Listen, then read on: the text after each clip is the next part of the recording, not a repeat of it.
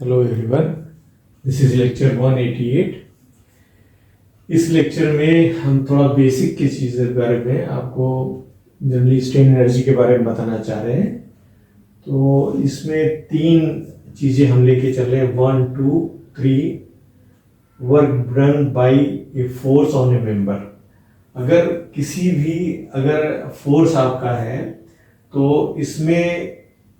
मान लीजिए W अगर लोड लग रहा है और डेल्टा C का डिफ्लेक्शन हो रहा है तो वर्क डन कितना होगा? हाफ W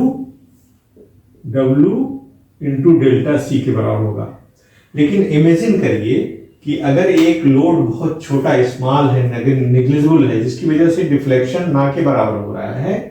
तो वहां पर उसकी वजह से कितना वर्क डन होगा, जबकि एक्सटर्नल फोर्स अगर लगाया जाए और जिसकी वजह से डिफ्लेक्शन y आ रहा है। मान लीजिए आपने यहाँ पर C पॉइंट पे आपने एक्सटर्नल लोड लगाया और यहाँ पर एक यूनिट लोड लगा हुआ है, कोई लोड है जिसकी वैल्यू बहुत कम है, तो उसकी वजह से यहाँ C पे जो लोड लगाया है उसकी वजह से यहाँ y का डिफ्लेक्शन है और वहां पर जो नेग्लिजिबल लोड है वो k के बराबर है, तो या डेल्टा k या स्मॉल है, तो वहां पर कितना फोर्स कितना वर्क डन होगा वो हम इस टॉपिक में समझने की कोशिश कर रहे हैं। तो work done AD due to load K which is very small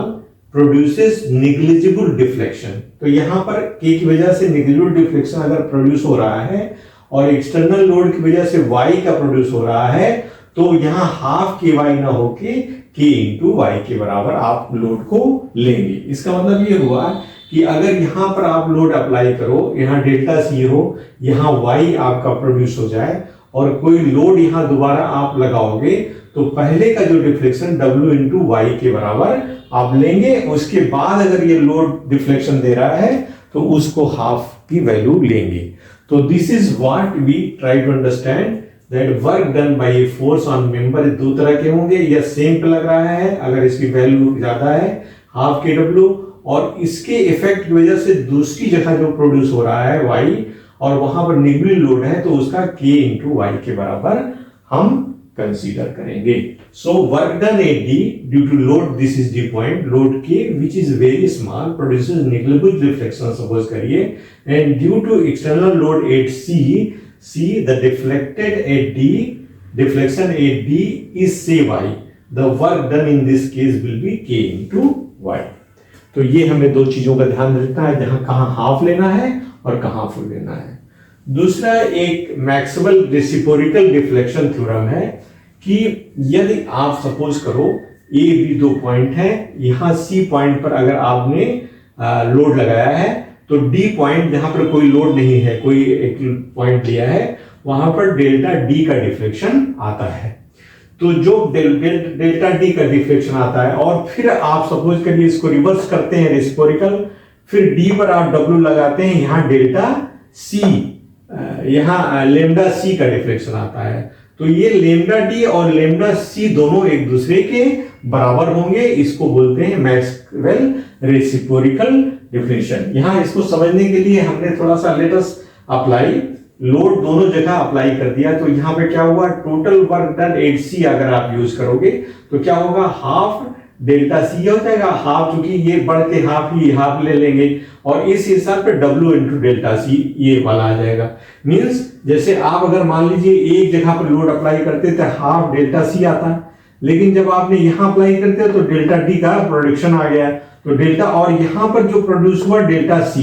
तो W इंटू डेल्टा C तो ये हो जाएगा यहां पर, लेकिन इन दोनों के हाफ, इनके हाफ जुड़ जाएंगे, तो C पॉइंट के लिए आपका टोटल वर्क डन जो होगा वो ये हो जाएगा। इसी तरह से D पॉइंट पर आप जब देखोगे तो D पॉइंट पे क्या होगा, हाफ तो ये आ जाएगा और W इंटू डेल्टा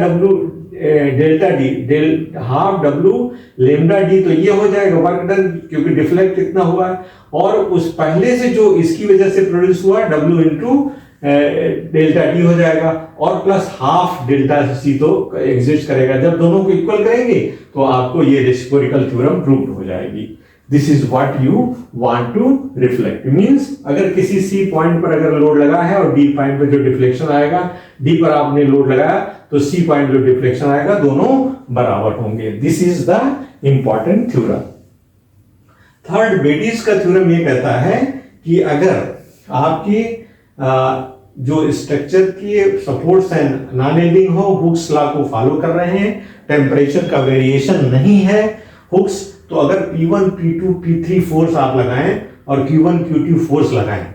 तो ये साथ लगाएं, तो इनकी वजह से मान लीजिए P1 की वजह से Q1 वाले जो लोड Q1 की पोजीशन है उनमें आपको देखो P1 की जगह जब आप Q1 Q2 चले तो Y1 Y2 Y3 का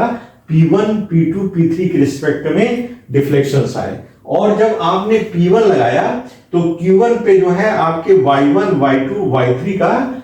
प्रोडक्शन हुआ। तो यहां पर ये चीज समझने की है कि Q1 की वजह से जो डिस्टॉर्शन होगा with in the line of P1 और Q2 की वजह से जो डिस्टॉर्शन होगा in the line of P2 and Q3 की वजह से डिस्टॉर्शन होगा इन लाइन ऑफ P3,